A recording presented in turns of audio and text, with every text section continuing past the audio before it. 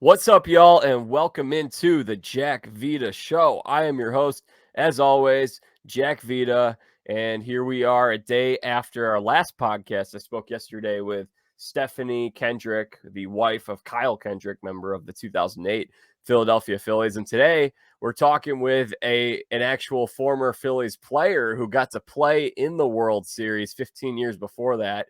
Returning back to the show, we've got Mickey Morandini. How you doing, Mick? Doing great, Jack. I'm sure we'll talk about it, but obviously, huge win for our Fighting Phillies last night. Yeah, big one last night. Game one of the NLCS is over. The Phillies have a 1-game lead. We'll be talking about that. The ALCS gets going today. All of the division series have wrapped up. So we're going to discuss some of that stuff. But before we do that, Mick, I got to get your thoughts on the Steelers here in the first few weeks of the season.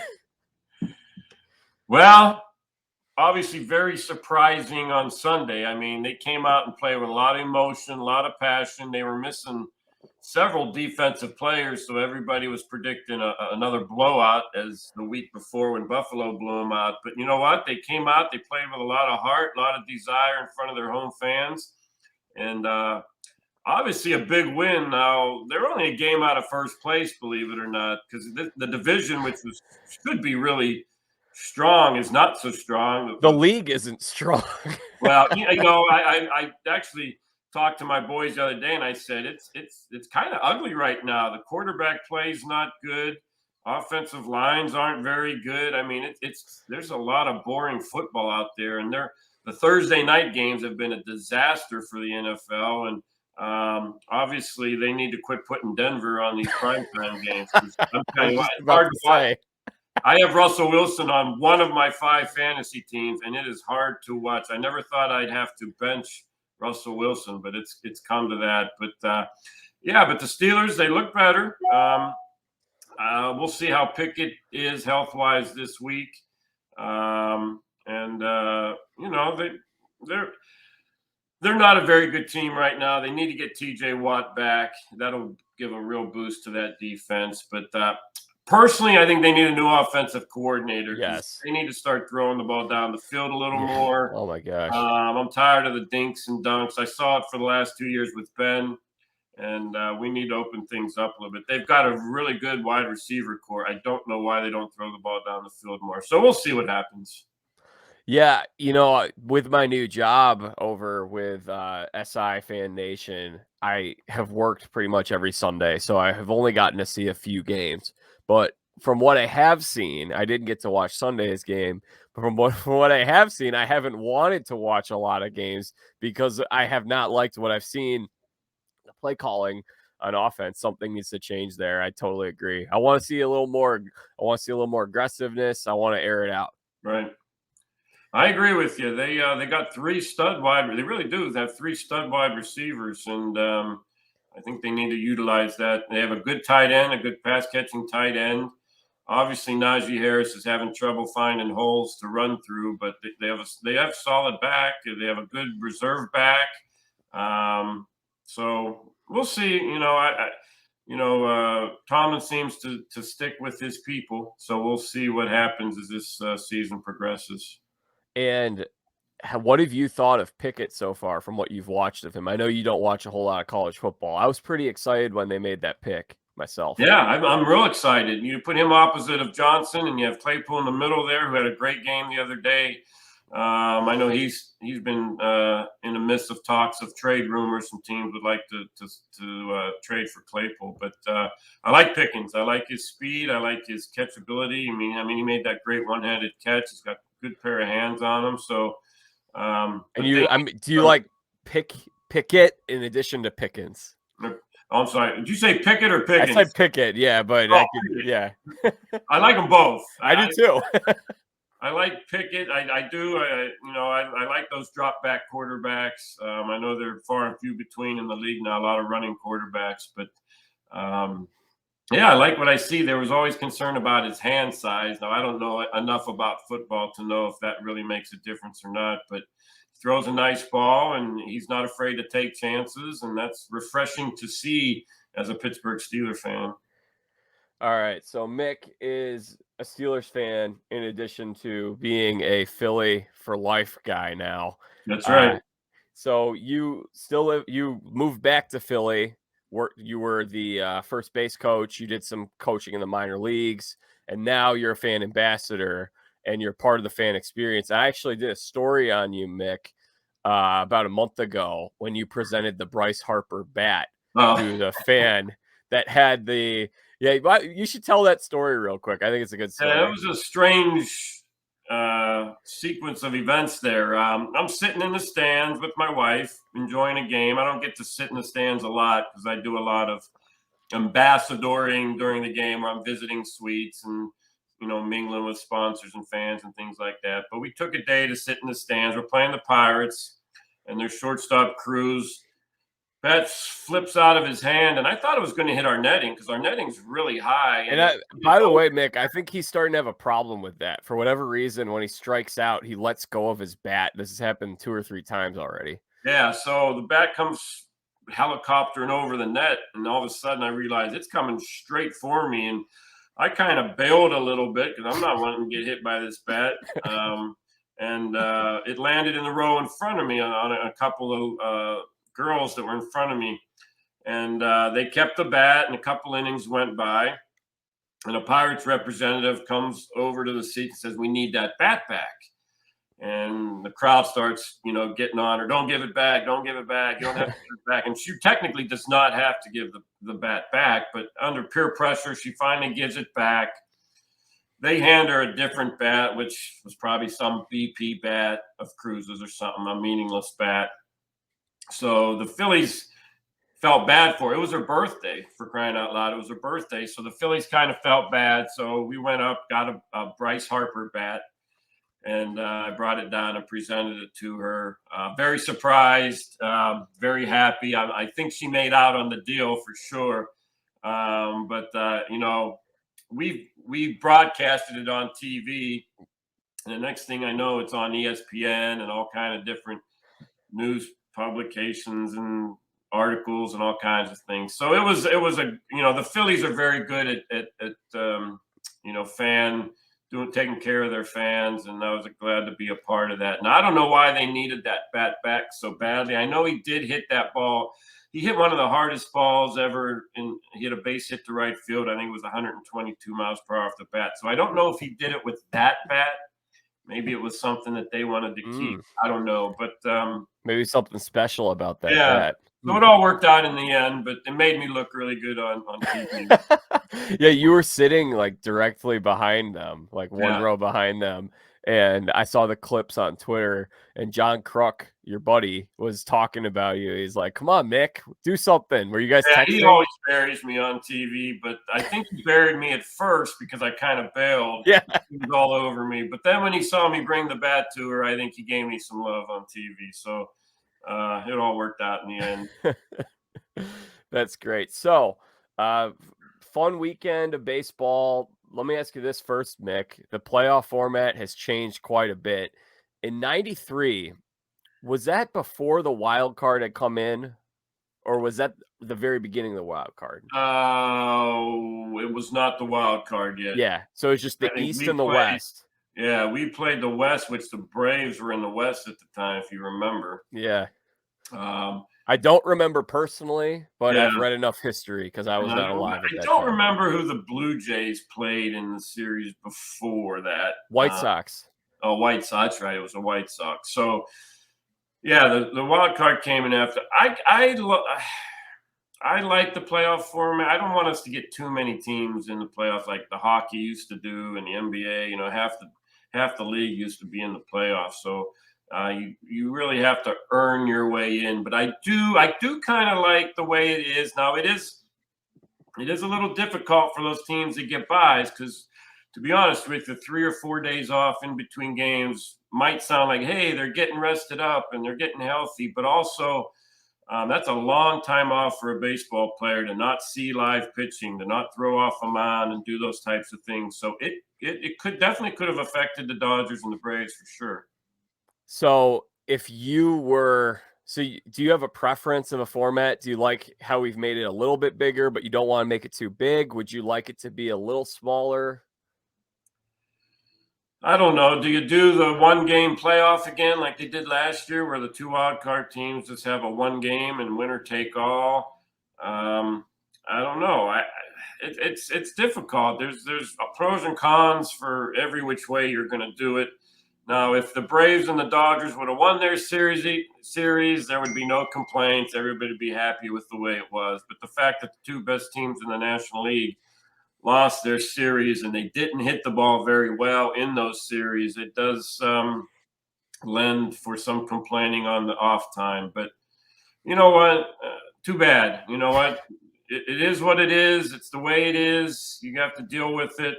And, the Padres got hot at the right time. Phillies are getting hot at the right time. And a lot of times it's not the best record in baseball. It's the team that's playing best coming into the playoffs. And both those teams have played very well here in the last few weeks. Yeah, I like what you said about we don't want to get probably past this point. I think what I would have done, Mick, if I was the commissioner, is I would have waited until we added the 2 expansion teams, because I think that is going to happen. Right. I think we're going to get to 32 teams. And I think this number that we have right now is perfect for 32. It's the way that the NFL did it for many years. I don't really know. I mean, I know why the NFL expanded their postseason. I don't think it was necessary. I want the regular season to mean something. So I'm glad that we haven't gone beyond this 12, because the league owners wanted to make it 14. And then you're looking at the Brewers and don't know. I think it was the Orioles. So you're looking at like an 83 win team and an 82 win team, Right. something like that. Right. We can't reward that kind of mediocrity. I completely agree. Yeah, I don't think they'll ever go to more playoff teams. I sure hope not. But every team that got in this year, I think, deserved it. The 3 wild card teams in the American League, the Blue Jays, Seattle, and who was the third? Blue Jays, Seattle, and Tampa. Tampa all deserved to be in. They all had great teams. They all had good records. So I think it worked out very well this year. Every team deserved to be in there. And you know what? If you don't want wild card teams moving on, then let's get rid of the wild card and just have division winners. But it's going to change again next year, because now, at least the schedule is, because now every team plays every team next year. So we're going to see something. Do you like that? Again. Well, I think it's better for competitive balance, because a lot like the National League Central is an awful division, and when the Cardinals are playing the Cubs, the Pirates, and the Reds 19 times a year, they have a distinct advantage as opposed to the Phillies, who have to play, Miami. Now, Washington was awful this year, but, Miami, who wasn't so good, but they're competitive. Miami, I know you wanted me to send you the win totals, and I was all I got on Miami. in front of me here. I know what they are. But, I thought you wanted to dunk on me for those. Yeah, it's going to help in that aspect, that everybody's playing the same teams for the most part. I thought 19 games in your division was a little bit too many. It used to be, I think, 12 to 14. I know when I played, you played twice at your actually, you played everybody. You played twice on the road and everybody twice at home, which I really liked, because you got to see the Dodgers come in a couple times, and some of those West Coast teams come in a couple times. Now you only see them one time, but 19's too many in your own division. I think that would actually be better, Mick, if we did that. If we instead of saying, okay, we really need the Phillies to play the A's next year. How about we have them play the Dodgers double the amount? I think that would be better, because to me, I don't care about getting to see all these American League teams play these National League teams, because I think a lot of those a lot of those games are just not very consequential. I'd rather see division rivals play each other more, because I think those games are ratcheted up in intensity. But I think you bring up a good point, is it would add more balance to each league if we played more games in each league versus more games against everybody in both leagues. Yeah, and if they're going to do it this way, where you're playing every team, I wonder if they would ever go to, hey, we have 6 NL playoff spots. We have 6 American League playoff spots. Now that we're playing everybody, why don't we just take the top 12 teams? You know what I mean? Could do that. Top 12 teams. The bottom 6 are as wild cards. The top 6 is have the best record and go from there. I don't know if they'd ever do something like that, but obviously this commissioner likes change. He's changing a lot of things in a fast period of time, so might be something that happens sometime in the future. I don't know. He is changing quite a bit. Next year, pitch clock. We're going to have restrictions on the shift, and we're going to have larger bases. You like or dislike these changes, Mick? Well, I don't really understand the larger bases. That makes no sense to me. I know they're trying to create more offense, but I don't understand that. I don't understand you can throw the ball over to first base twice. If you throw over a third time and you don't get him, it's a balk. I don't understand that. I know that once again, they're trying to create stolen bases and create more offense. But I don't understand those two things. Now, the shift, I mean, it's going to create more offense because obviously you can't put that guy out in the outfield. But what I've talked to several players like Larry Boa and Charlie Manuel and some guys I hang out with here, they think what teams are going to start doing with the shift now is if Bryce Harper is up, and we know he's pretty much a dead pull hitter, especially on the ground, they're going to move the left fielder over to shallow right field like the Rover. They're going to move the center fielder over a little bit to left field, but they're going to have 2 outfielders in the outfield. They're going to bring that left fielder over, and they're going to be playing a shift anyway. So, and that's legal because with the new rules, it's just infielders. You can only have 2 infielders on the right side, and I think they got to stay on the dirt. I don't think they can go in. Yeah, they have to stay on the dirt. Teams will find a way to get around it, I'm sure. So I don't know. We'll see. But comes at the expense of not having anyone in left field in that case. But how many people are actually willing to hit the ball the other way? We've seen that they're not. Most guys that are played shifts on aren't willing to go the other way. There's very few Freddie Freemans and those types of guys. Now, once in a while, Harper or Schwarber on our team will lay down a bunt if it's necessary. But do you really want those guys bunting? So we'll see what happens. The pitch clock, I don't mind. I'm sure it's going to speed up the game. Now, what I think will really speed up the game is if we have guys make more contact with the bat. Yes. And pitchers have more command of the baseball. I mean, every account's 3-2. There's an ungodly amount of strikeouts and walks in Major League Baseball. There's no more Greg Maddux 78 pitch complete games. So if we could get these pitchers having a little bit more command, throwing more strikes, and have the hitters start making a little more contact, that'll speed up the game too. Well, what'd you think of this Cleveland Guardians team? They were a throwback. They were. Terry Francona is a very underrated manager. He's very good. He took a Boston team to the World Series. He's done a remarkable job here in Cleveland. Now, I don't know much about them, but I know they got rid of a lot of pitching and a lot of very good players. And I was like, man, they must be rebuilding. And the next thing I know, they're winning their division and they're in the playoffs again. So it's quite a story there. They do a very good of developing their own players and drafting very well. And I think that's paying dividends for them right now. I was hearing a lot from Bob Costas on that broadcast all week. Oh, the Guardians are these mighty underdogs and, whatever he was saying. And, the Yankees only won like 7 more games than the Guardians did this year. I didn't think that was some big underdog, unless you want to go through hey, it's remarkable how this team with the 3rd lowest payroll in the league is holding their own against the team with the 3rd highest payroll in this league. You could talk about that. What I loved about the Guardians this year, and I know you weren't able to watch them quite as much, is they put together this team in addition to player development, scouting, drafting. Some of those guys, like some of the guys are guys, for instance, Shane Bieber, he was a guy that was passed on because he didn't throw as hard, but he was a command guy. He's a great control guy. And then, there are other examples of that throughout their roster. In addition to that, though, I think what Cleveland did that was so fascinating, I'll probably be writing a piece about this today, is 20 years ago with Moneyball, the Oakland A's come around with, hey, you know what? We think batting average, we think RBI, we think stolen bases. We think these three metrics are overrated. There are some other ones that they thought were overrated.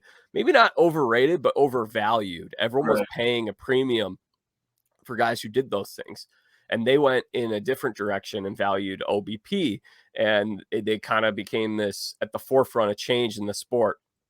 And now, 20 years later, it feels like people are overvaluing the power and the OBP perhaps without the contact ability. And Cleveland put together this roster and this lineup of undervalued guys. They have a traditional look. I know it's working out for the Phillies with, Schwarber leading off, but Cleveland has Stephen Kwan, who's a 300 hitter, close to a 400 OBP, speedy guy. They have this whole team of guys that just slap the ball in play, put the ball in play, put pressure on your opponent to make mistakes. They don't beat you by hitting the ball out of the ballpark. Now, I know it didn't necessarily win this year, but they were the youngest roster in baseball. They were age 25 and a half, something like that. I think this team is I think what they're doing is very fascinating and very valuable. But I also think they have a pretty bright future ahead of them. Yeah, I agree. Anytime you can be very good with young players, you're obviously got you're building towards something really good in the upcoming years. Now, I don't know if Cleveland was undervalued because once again they played in an awful division. I think they were the only team over 500. I think the White Sox might have ended up at 500. Yeah, I don't think the White Sox got to 500. I think they were 80-win team. I mean, they were supposed to win that division, but they had a lot of injuries and didn't live up to expectations. But the rest of the teams in that division were awful. So maybe that's why they were, viewed as such big underdogs, whereas you had the Yankees in really one of the best divisions in baseball with Baltimore and Toronto. And really the Red Sox were the worst team in that division. So that might be why they were undervalued. But, baseball doesn't value at batting average anymore. They don't think it's very important. It's more OPS, on base percentage, that type of thing. As you said, the RBIs, they always say we could throw anybody into the 4 spot and they're going to drive in 100 runs, which I don't agree with, but that's what they're viewing it as now. So there's a lot of things. Now, I do think the stolen base is starting to come back a little bit. I know here in Philadelphia, we stole a lot of bases this year.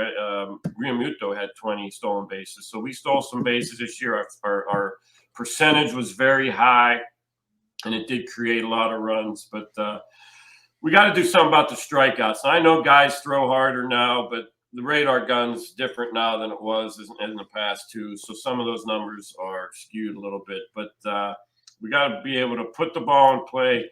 As, for example, in St. Louis, we were down in the 9th inning.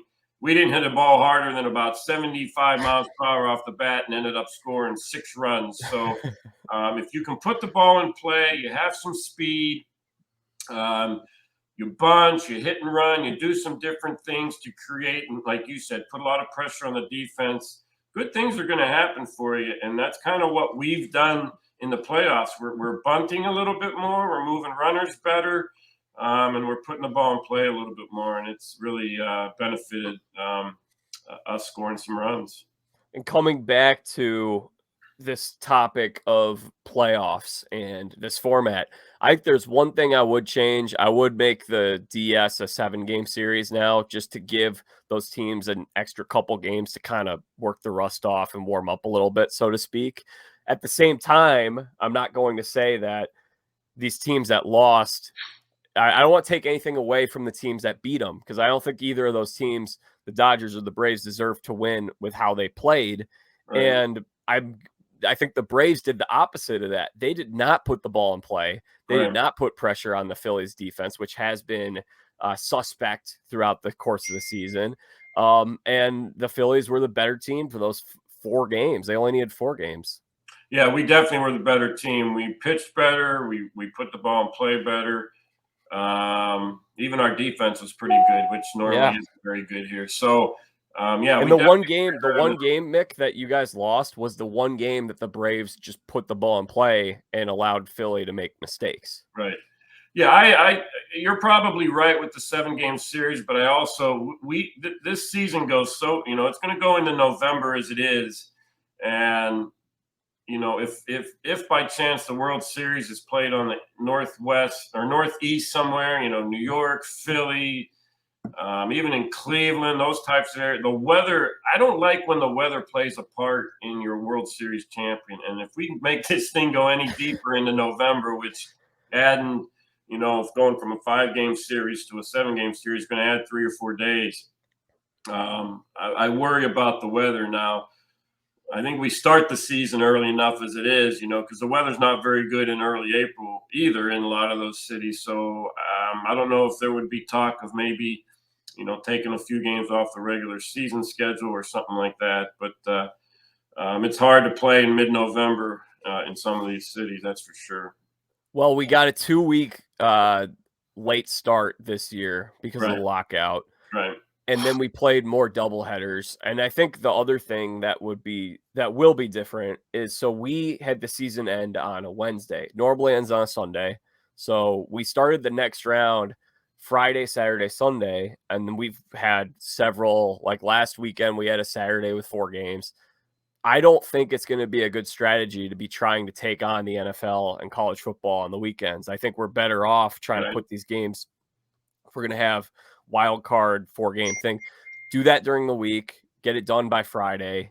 And then, but nonetheless, I do think in the future, we could get started a little earlier. We can add those 2 games, and I wouldn't be opposed to going down to 154 or something like that. 162, it's not like we've done that throughout history. When Babe Ruth hit his 60th home run, I think he only had, I think they were either playing 148 or 154 at that point in time. So it's not like 162 is this universal number that we've always had. Right. It's all about the money. Or the owners, if you're cutting 8 games off the schedule, it's going to be 4 home games. Doesn't sound like a lot, but 4 home games is a lot of money for a lot of these owners. So we'll see. We'll see. There's, like I said, there's been so many changes in this game. It's I'm sure a lot more is coming. So we'll see how it goes. But as far as this year goes, I mean, I think it's been an exciting playoff. The crowds have been electric everywhere you go. I know I went to the couple games here in Philadelphia against the Braves, and it was unbelievable how loud this place was. So I'm really looking forward to this weekend when the Padres come into town. And I know Jordan's making the trip. Is Griffin making the trip? Yeah, they just texted me this morning. They're going to drive out after their work today, and we're going to hit the games this weekend. So man, they're pretty fun. pumped. So, all right. Well, you saw, we could touch on a couple of these other series that happened over the weekend briefly. What'd you see in that Padres-Dodgers series? Why are the Dodgers done? Well, I think I didn't watch all the games, but from what I understand, their offense, they didn't score any runs. No. The Padres pitching was very good. Their Padres, their starting pitching is very good, and their bullpen is lights out right now. So the Dodgers just didn't score any runs. So I'm assuming that's probably the reason. They lost. You got to score some runs in these playoff games because most of the playoff games teams that are in it now, they have obviously really good pitching. You don't get this far without good pitching and a good bullpen. So, and all the teams do. They all have good pitching that are still in it. So they just didn't score any runs.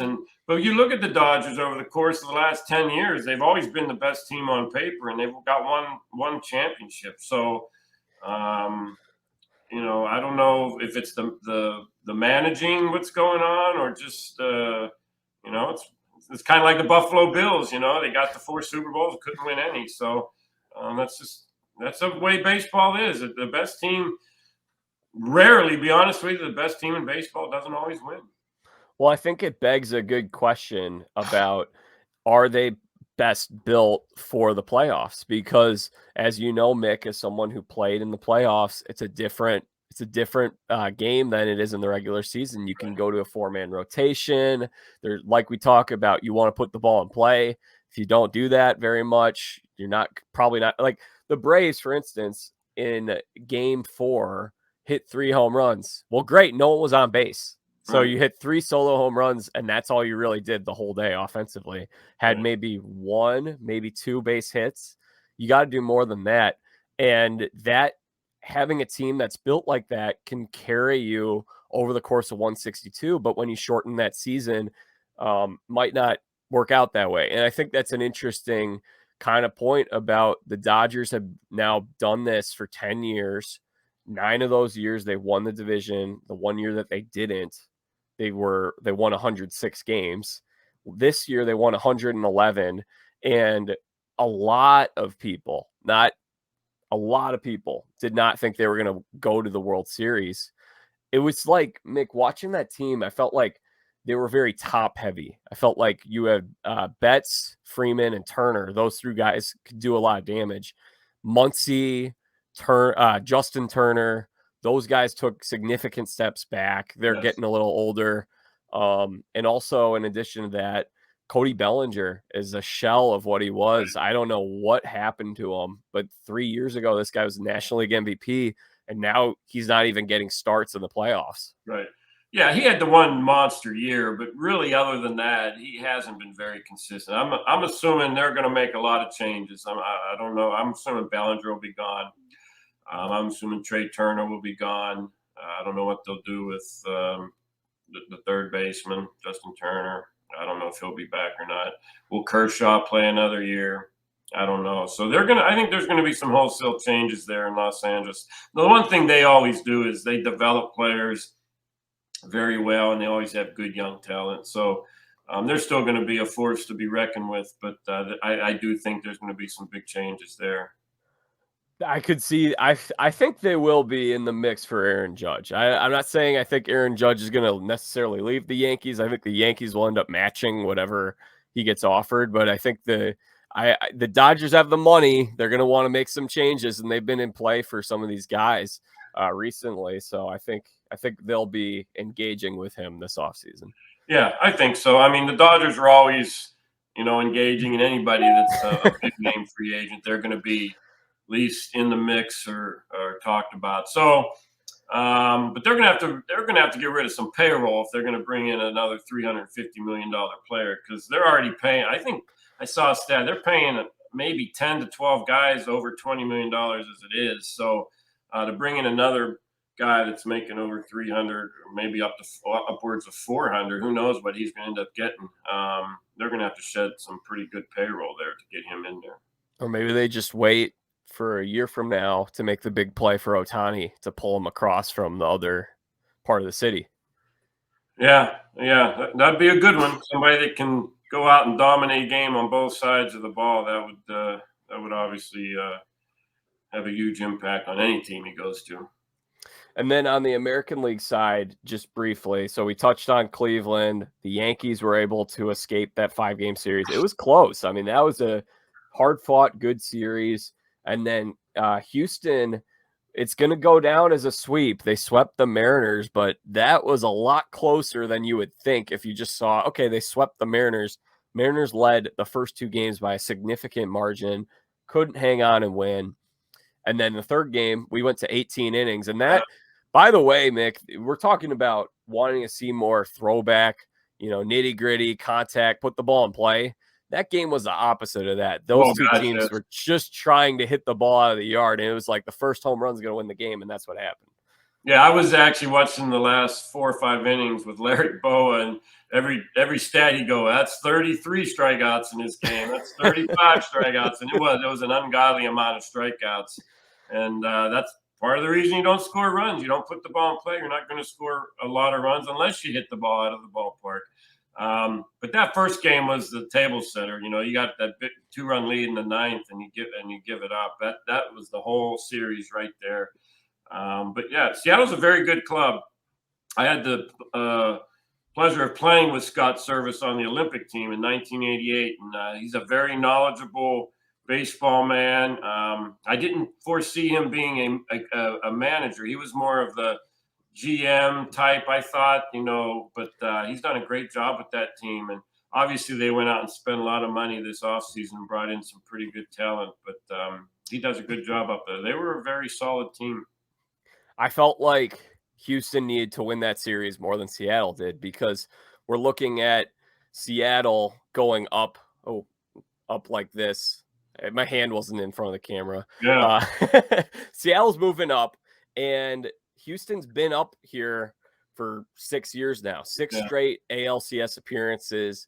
And I'm not saying that team is, I don't want to say their window is closing with what they have, but I think that division's going to get more competitive. I think last year it was a weird sort of transition time in that division. Oakland was about to start their rebuild. They put all the chips in for 2020. They were one of those teams that really got hurt by the pandemic. And then last year they tried to kind of scrap it together and make a push for it. They weren't good enough. Seattle wasn't quite ready. Seattle's building something very special here. They have a great young core. Their pitching staff is all young guys that they have locked up for several years now. Castillo is amazing. I feel like he's been sort of the best kept secret in baseball for a few years now. So that team, they would love to make the statement, hey, you know what, Houston, we're coming for your crown. This division's ours. Our time is now. We're going to rise up. And I think Houston sees that and says, man, this division is going to get tougher. And I think this is probably, I'll say this, Mick, I think this is the best chance that Houston has to win a World Series, to validate their 2017 World Series. Because that's what the guys who are remaining on this team want to do, is they had so much discredited from what they did. And not saying that they should not have been discredited by any means, but this is still a good ball team. And Dusty Baker, he's trying to win his first World Series ring. Based on the teams that are left and how good the Astros were in the regular season, I think this is their best chance to do it. Yeah, I agree. I mean, Verlander's amazing. I don't know how he's still doing what he's doing, but at some point, he's going to start going the other way. Age 38 or 39, year there. 18, coming off Tommy John, and he has the lowest ERA of his career. It doesn't make any sense to me, but no, it doesn't make any sense. But they were a little bit of an older team. Altuve's not the same player.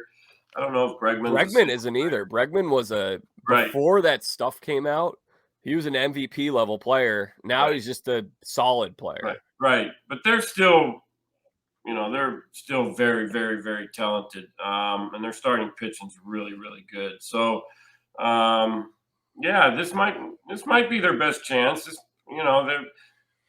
Once again, they're in a horrible division, other than Seattle, and they beat Seattle by like 12 or 13 games. I mean, they had nobody chasing them for over half the year, so there was no pressure on that team the second half of the season. But very talented team again, up there with the Dodgers. But it should be a good series between them and the Yankees. Yankees are going to have to hit some home runs. That's what they're built around, hitting the long ball. And if the Astros can keep the ball in the ballpark, I like their chances. So I think Houston ends up winning this series. So we'll see how it goes. But sure would be nice to get a Yankees-Phillies rematch.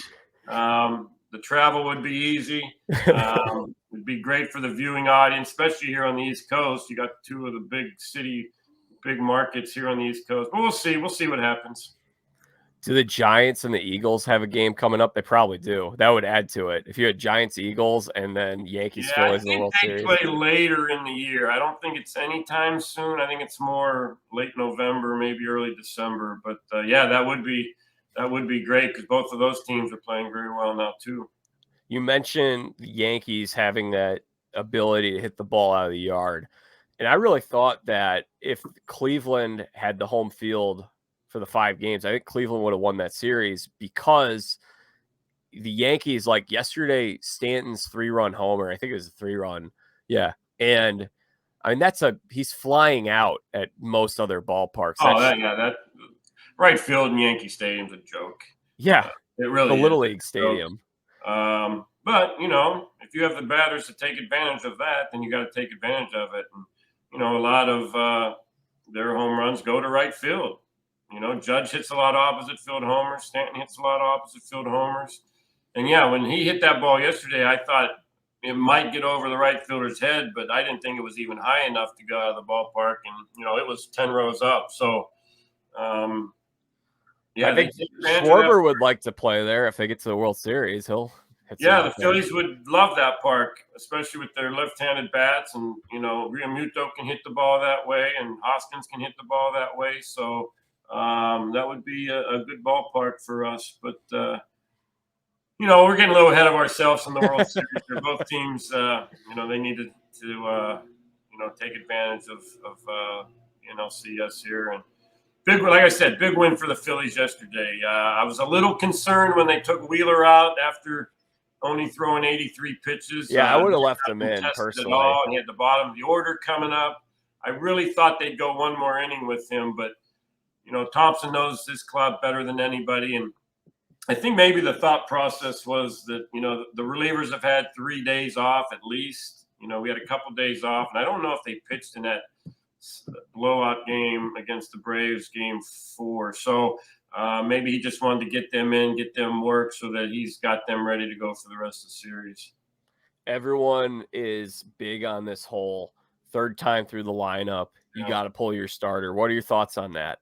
Well, I think that has some merit for sure. But when you're Wheeler, who's still throwing 97 miles per hour with a nasty slider and cutter, and the only hard ball hit in the last 3 or 4 innings was the line drive that they hit to right field. I forget who hit it. You throw that out. You throw the third time through out.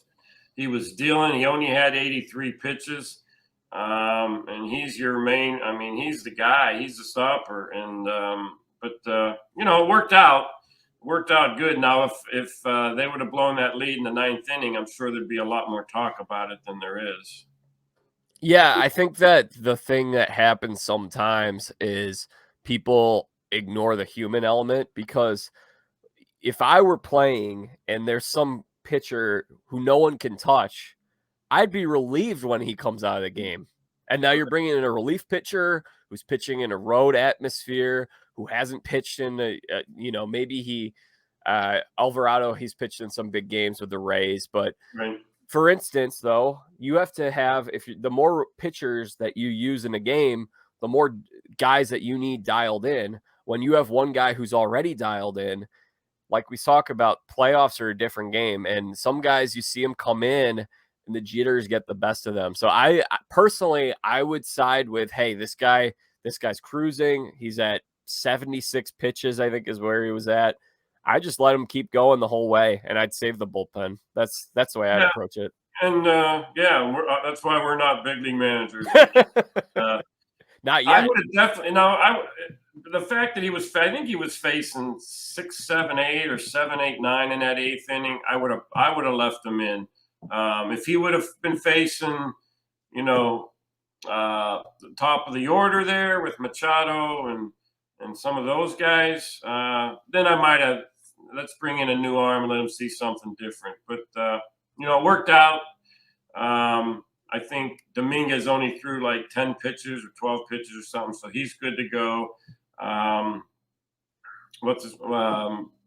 Alvarado threw more in the low 20s probably, so I don't know how available he will be tonight, maybe to get a batter or two out. But those two, I will say this, those two have been lights out. When they sent Alvarado down, I think it was in May or June, and came back, I think they said his ERA is like 1.5, 1.6. So he's been lights out, and Dominguez has been really solid all year. So he knew what he was doing.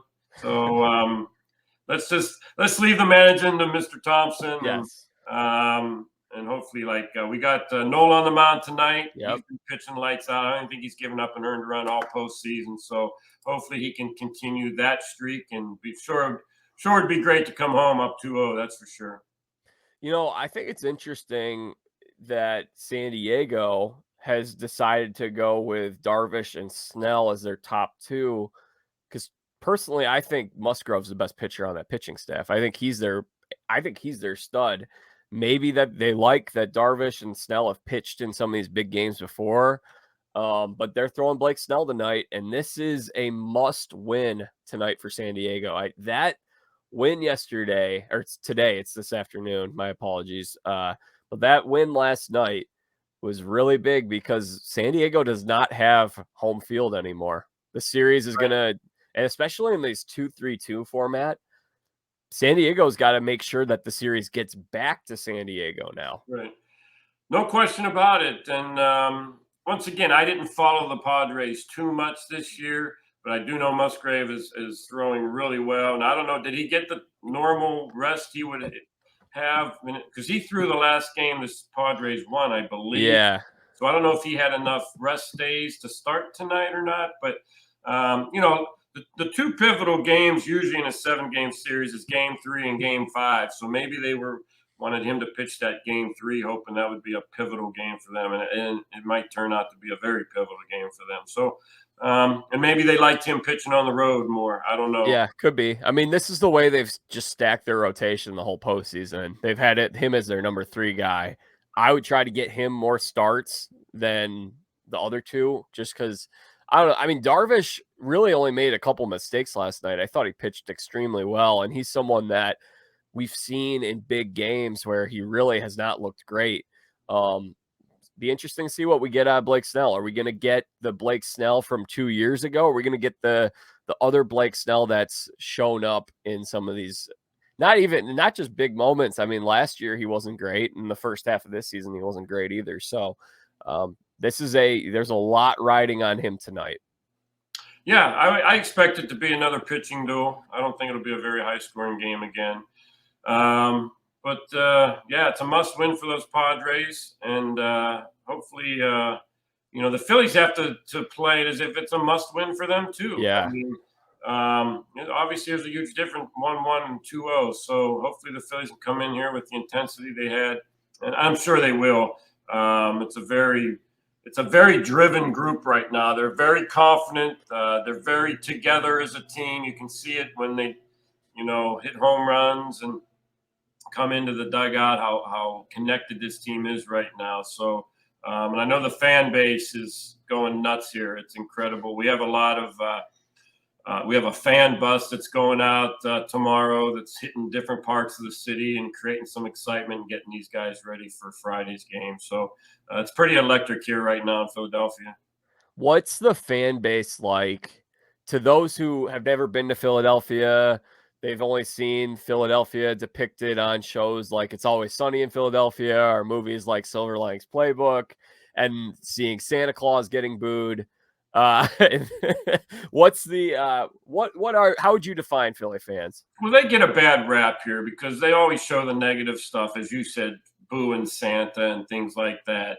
It's a very, very knowledgeable and passionate fan base. And I'm talking about anywhere from the Phillies to the Eagles to the Flyers to the Sixers. They're very passionate and they're very knowledgeable. And when you're playing well, there is no other fan base I would want following your team because they come out, they support you, and they are electric at all these sports facilities here in Philadelphia. And when you're playing poorly, they're going to let you know. They're going to let you know. They're going to throw out some boos. They're going to throw out some obscenities, and they're going to let you know that you guys need to be better. And I always love that about Phillies fans because you can't go out there and not play with passion because they're going to let you know. As long as you're playing the game the right way, you're playing hard, you're playing with passion, and you're taking and you have accountability, the Philly fans are going to back you 100%. Yeah, I mean, speaking to the knowledge and the passion, I asked Stephanie about how their weekend was, and she said that obviously they had a great time. Kyle was getting stopped to get a lot of people wanted pictures with him. Everyone was recognizing him, and I think that's interesting because you can't say that would be the case at every fan base.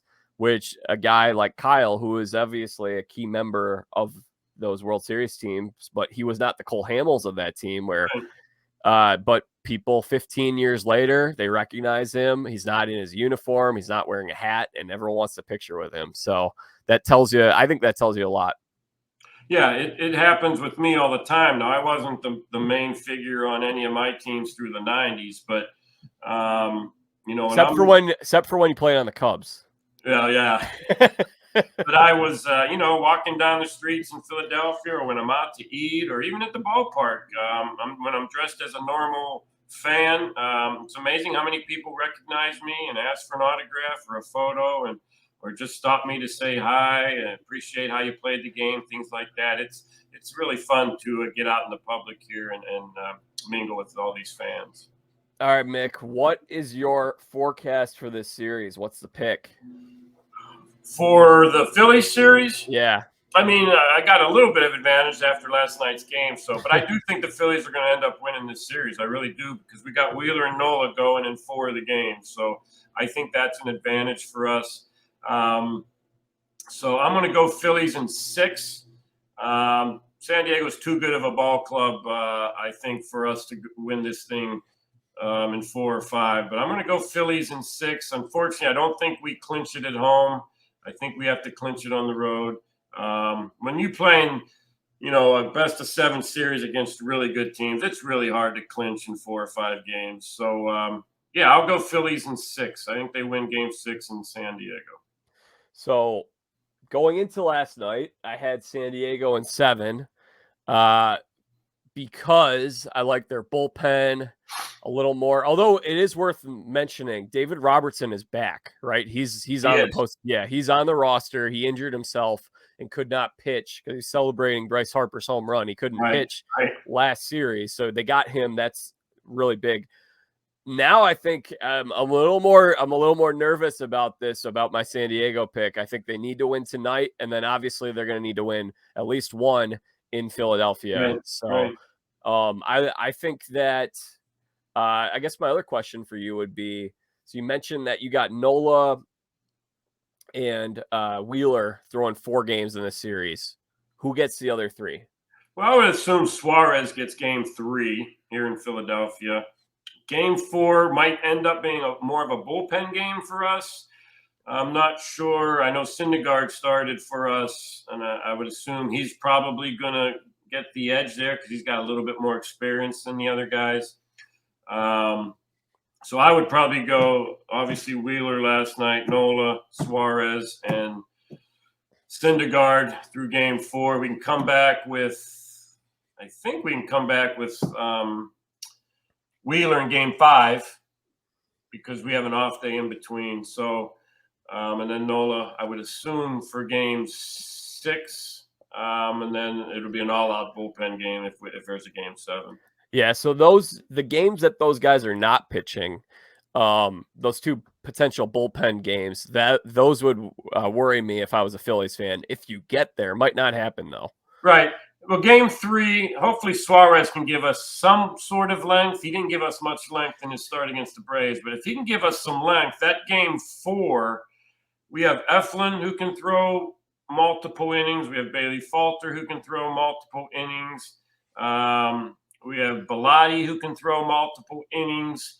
So there are, and I think Gibson's on the roster. Yeah, still. Gibson is. So he can throw definitely multiple. So we have a lot of guys you can kind of piggyback with Syndergaard if you have to and get multiple innings so that we're not beating up on these back-end bullpen guys. So there's a lot of options there. I think we'll be all right.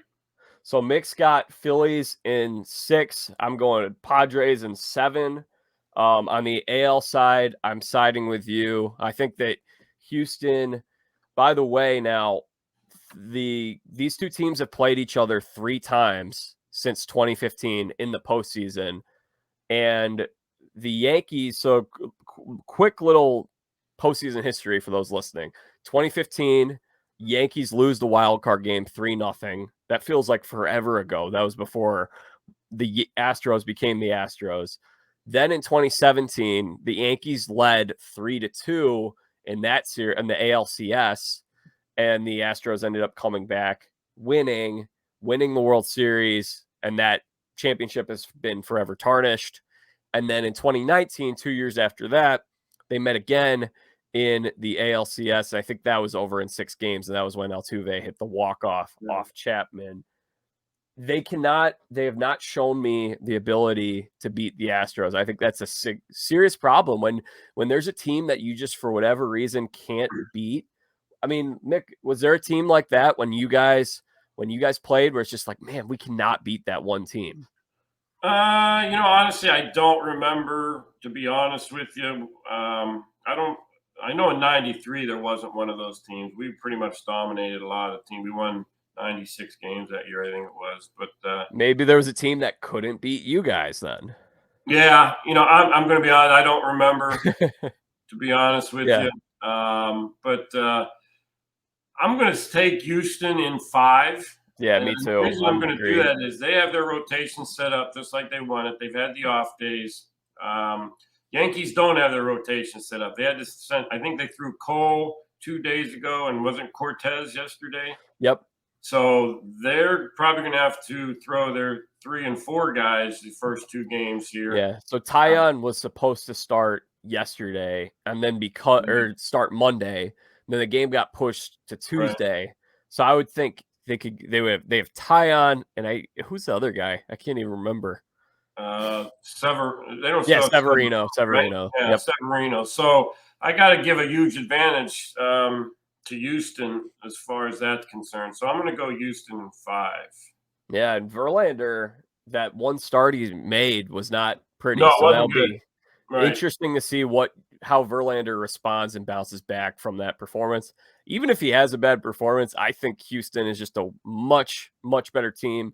These teams played each other again the regular season. You could look at the regular season records over the past 5 years, and the Yankees have been dominated by the Astros. Right. And this year was the same thing. 5-2, Astros took that. I'm saying Astros in 5. We can agree on that, Mick. All right.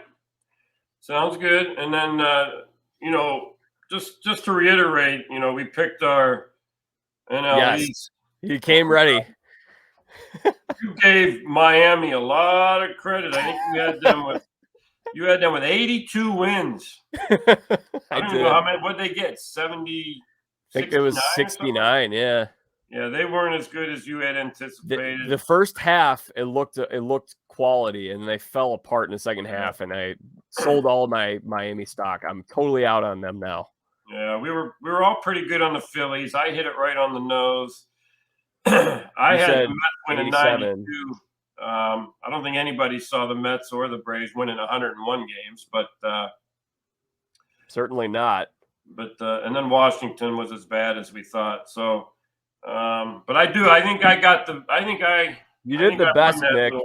Yeah, I'd say so. You got 87 on the nose with the Phillies, so you're spot on. I think we all said that adding this extra postseason spot will benefit the Phillies, and it certainly did because they ended up being team number 6. I think that's where we all had them.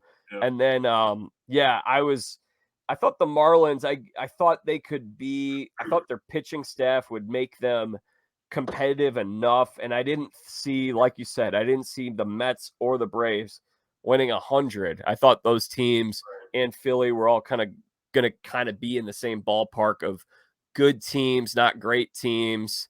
And then, we were all right on the Washington. Yeah, with the Marlins, I don't think their pitching was the issue. They couldn't score runs, and they brought big name free agents that were duds, and that killed them. Yeah, and like I said, in the first half, I remember watching it early on, and I'm like, hey, this is what the Miami fans, if there are any, come out to the ballpark. The Miami fans are looking at this and they say, man, we've waited a long time. This rebuild is starting to look potentially good. And I also, Mick, I was listening to that and I said, I think Don Mattingly is going to do a really good job with this team. And Don Mattingly, I don't think it has anything to do with him, but he is not returning to manage that team. And I kind of figured when they took that downfall in the second half, I actually figured that it was time to part ways and get a fresh start with someone. So that didn't surprise me. We have a lot of opening managing positions right now. We have a lot. I mean, Mick, if you were to manage, which of these potential destinations would you be the most interested in? Most appealing? Which ones are we talking about here? Miami? Well, we got Chicago White Sox, Texas Rangers, Miami. Who else? There are a few other ones. Well, the White Sox would definitely interest me. I think they're the most talented team. They were just hit with the injury bug this year really bad, but they've got a lot of talent over there in Chicago. So that would be probably my first choice. My wife would probably want me to go to a warm weathered city like Miami or maybe Texas too, so that she could enjoy the sun a little bit more. But I think the White Sox, whoever gets that job, they're in a pretty good spot. White Sox are going to need to make some interesting decisions with their roster because this was a disappointing team, but there is talent there, like you said. Whereas a team like Miami, much further away. Right. Um, do you think that the actually honestly, I don't think the pressure would be all that bad, and if you're managing the White Sox, I think managing the Cubs would be more of a high pressure situation with the fans, but. Yeah, Um, I'd love to manage the Cubs for sure, but the other thing with Miami, that you never know with their payroll. They're not big on going out and yeah. spending a lot of money. Where the White Sox, they're not afraid to go out and spend some money. So that would be a positive there too. Well, Mattingly got 7 years, so maybe there's a little more job security in Miami. Although he was hired by a different front office, Right, right. that's a big thing too. But yeah, it'll be interesting to see. I mean, Mick, is there anything else that you wanted to touch on before we say goodbye for now? No, I think we're good. We covered all the teams, and I think the baseball playoffs have been really exciting. I really do.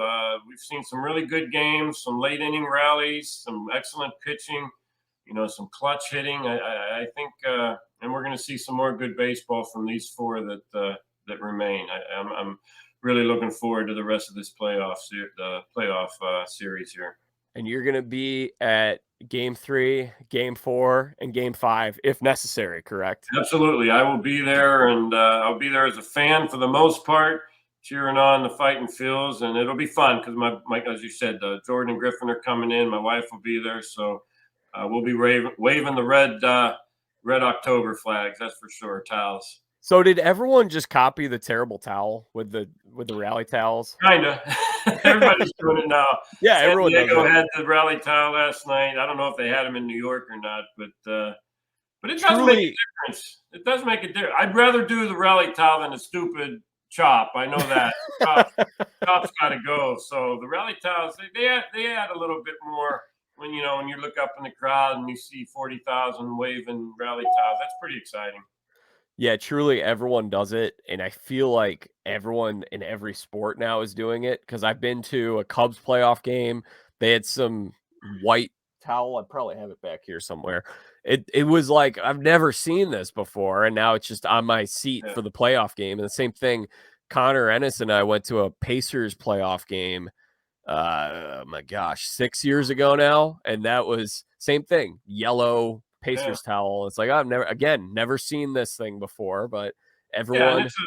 it's a cheap giveaway. It doesn't take much to make a rally towel and cheap giveaway, but it does have an effect on the players, I think. Warriors, I went to a Warriors game in 2015 and they had the t-shirts. Everyone got a t-shirt.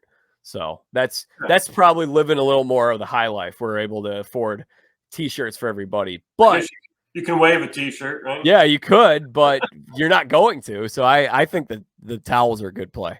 But I know the only thing in baseball is you can't have a white towel because that would deter from being able to see the baseball off the bat and those types of things. So it does have to have a certain color to it. But Well, the Cubs broke that rule because I have a white towel. I'll send you a picture of it when we're yeah, done. yeah, I don't think you're allowed a white towel for sure. I think the White Sox did something like that too. They had no, maybe it was they either had a blackout or a whiteout. I can't remember. I think it was a blackout. They did the right thing. They went everyone wore black. That was 08 when they had like they had a play-in game, got in. Let me ask you that, Mick. Do you miss the game 163? No, not You really. played in one. Yeah, I did play in one with the Cubbies. Yeah, but no, I don't think so. I like the way they're doing it now. That just adds another game and prolongs everything. So I like the way they do it. I think that one they got right. All right. Well, Mick, I know you got a busy week ahead of you. Say hi to everyone in the fam for me. Will Is there do. anything you want to plug or promote while you're here? You want people to follow your Instagram, buy some Phillies tickets? Yeah, you can follow my Instagram. I need a couple hundred more followers to hit 4,000. So it's at Mickey Morandini, the number 12. So any of you listeners out there, hit me up, and Once in a while, I like to post a lot of stuff that I do out in the community and things like that. So it'd be nice to get a few more followers. Appreciate that. Very good. I'll link it to it on our webpage and also on my Instagram as well. Sounds good. All right. Well, Mick, thank you so much. I'm sure we'll be doing this again in 4 months, 5 months. We'll be previewing the NL East. It's going to come up good. quick. All right. And congratulations again on the new job. I hope you enjoy it. Thank you. Appreciate it. Right. See you, Jack. See you, Mick. All right. That concludes today's episode of the Jack Vita Show with Mickey Morandini. Glad to have him back. Hopefully you guys have been enjoying the podcast and the content that we've been putting out lately. Stephanie said yesterday that we should be having Kyle Kendrick, member of the 2008 Phillies, her husband, on this podcast soon. So be on the lookout for that. I'm sure we'll do it at some point. We'll see. We'll have other podcasts coming out soon too. More postseason coverage, especially over these next 2-3 weeks. It's hard to believe it's October 19th and we're really getting down to the nitty gritty here, but we'll have you covered here. So make sure you guys, if you're not doing so already, subscribe to the Jack Vita Show, Apple Podcasts, Spotify, YouTube, wherever it is that you're listening to this. You can follow me on Facebook, Twitter, and Instagram at Jack Vita Show. I'll be posting content on there as well, so you won't miss out on anything. And then, as I mentioned, I'm writing a bunch over at Sports Illustrated /Fan Nation. So you can just Google SI Fastball, and there's a site that I've been writing on. And I'm sure we got a lot of people who are watching this from the site right now. So glad to have you guys. So we'll be back sometime pretty soon with more baseball coverage sometime next week. So be on the lookout for that. Subscribe to the Jack Vita Show. And until then, I'm Jack Vita, bringing the dancing lobsters.